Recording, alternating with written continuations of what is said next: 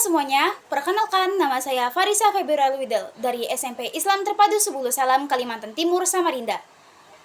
Yang terhormat para dewan juri sekalian, yang saya banggakan seluruh peserta kompetisi pidato tingkat nasional, yang saya banggakan juga para penonton serta yang saya hormati.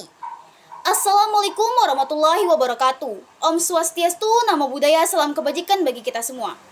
Saudara-saudara sebangsa dan setanah air, demokrasi Indonesia saat ini sedang berdiri di sebuah persimpangan besar.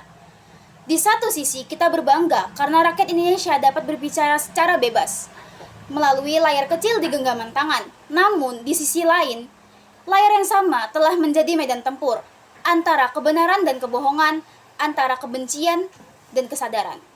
Ya, inilah wajah baru demokrasi kita, demokrasi digital. Media sosial menjadi mimbar kebebasan yang begitu luas, tempat para warga negara dapat bersuara tanpa batas.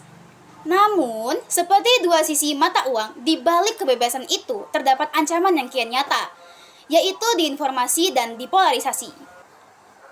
Hadirin-hadirin yang saya muliakan, media sosial bukanlah musuh, ia hanyalah cerminan dari karakter bangsa. Jika yang kita sebarkan adalah fitnah, maka yang kita panen adalah perpecahan. Hadirin yang saya hormati, data menunjukkan jutaan informasi palsu tersebar di ruang digital Indonesia setiap tahunnya, seperti hoax politik, fitnah sosial, bahkan manipulasi opini publik yang kini menjadi senjata baru. Senjata yang dapat meruntuhkan kepercayaan rakyat Indonesia terhadap institusi, bahkan terhadap warga negaranya sendiri.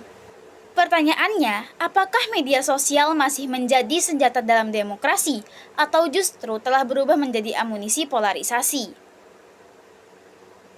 Demokrasi sejatinya tumbuh dari nalar sehat, dialog terbuka, dan kebenaran. Namun kini algoritma saja lebih menentukan apa yang kita percaya.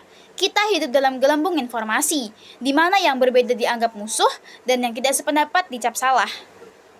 Inilah bahaya terbesar dari era digital, bukan hanya ketika rakyat dibungkam, tetapi ketika rakyat juga kehilangan kemampuannya untuk membedakan mana yang benar dan mana yang salah. Saudara-saudara sekalian, namun saya percaya Indonesia tidak akan runtuh oleh hoaks selama rakyatnya masih memegang akal sehat dan nurani yang jernih. Tanggung jawab itu kini berada di tangan kita masing-masing, generasi muda Indonesia. Kitalah garda baru demokrasi. Saudara-saudara sekalian, demokrasi Indonesia telah diperjuangkan dengan darah dan air mata. Jangan biarkan ia hancur oleh jari dan kata-kata yang tidak bertanggung jawab.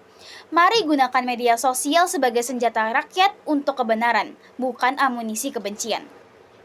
Dan biarlah suara rakyat, suara kita semua tidak lagi terjebak dalam kebisingan maya, tetapi bergema sebagai suara kebijaksanaan, suara persatuan dan kemajuan bangsa.